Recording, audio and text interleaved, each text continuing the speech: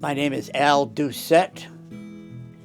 I was a commercial fisherman for many years of my life because my great-grandfather, my grandfather, my father, myself, and my son, we were all fishermen to some years of our life. We did scalloping, and we did dragon with nets, and we did sword fishing, and whatever might be the best thing to do at that particular time of year. For instance, sword fishing needs to be done in the summertime when it's warm and there's a lot of fish around. My father had the nickname of Swordfish Louie. Yeah, throughout the fleet, you know. If it was going to be wintertime and bad weather, we would fish closer to land. We'd go off a Noman somewhere and find some scallops in that area, Block Island, Nomans, you know, back and forth somewhere. And so we always seemed to make out either that or fish, either with scalloping or fishing in the wintertime when it was cold and everything.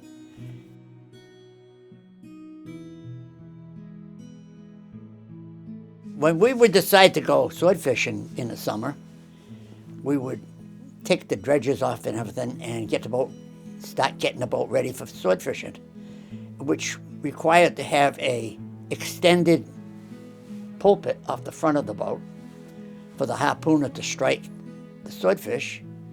And we would put a topmast on top of the regular mainmast, which is up forward. And we would rig it so we would be able to have 5 men, maybe 6 men, up aloft as high as they can go. The number 1 guy would be the the mast headsman. And he would have to give signals to the man in the pilot house who was steering and had the throttle there. And so we used to scream and holler to him, tell him what it was. And my father decided to put a doorbell on, regular doorbell you have in your house. And they set up a little code, 1 is starboard, 2 is port, and whatever. And so now there wasn't so much screaming and hollering, trying to tell the man on the wheel what to do.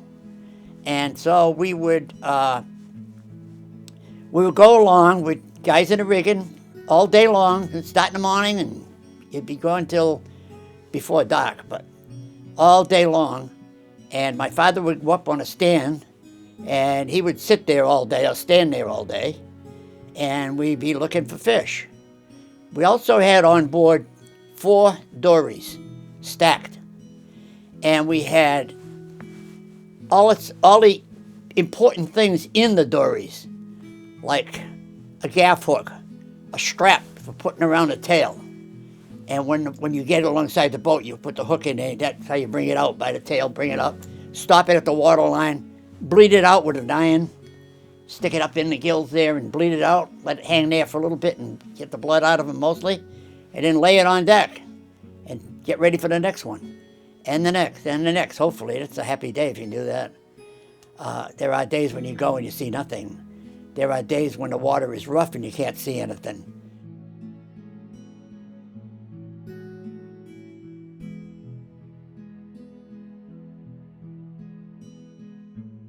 My father would harpoon a fish, and he'd put the wheel hard over, and 1 guy would be on the bow there. We had 10 kegs and 10 baskets of line right there on the bow, ready.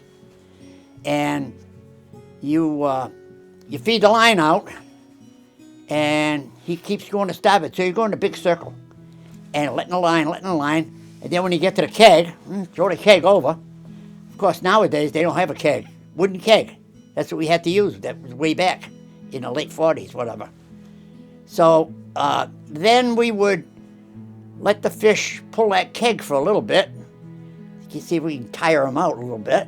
And then we'd go up to him, and he'd drop 1 guy off in the dory, drop him off to start hauling that one.